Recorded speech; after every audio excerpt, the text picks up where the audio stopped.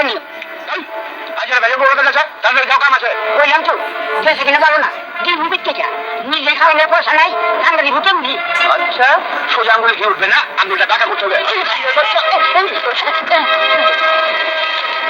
excuse me আরে কি ব্যাপার রহমান এসব তুমি বুঝবে না শান্ত তুমি তো আবার গুড বয় বুঝিয়ে বলে বুঝবো না কেন শুনলাম টাকা পয়সা নিয়ে কিছু আলোচনা করছিলে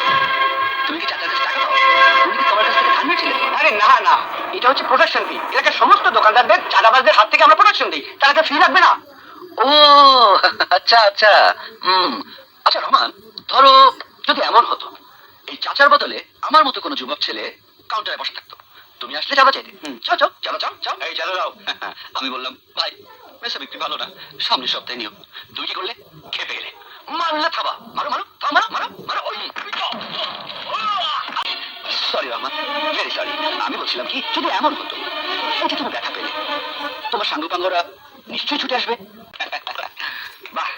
সাবাস সব বাঘের বাচ্চা দেখো ভাই তোমাদের লিডারকে আমি একটু আঘাত করেছি ও পড়ে গেছে ব্যথাও পেয়েছে আমাকে আঘাত করা উচিত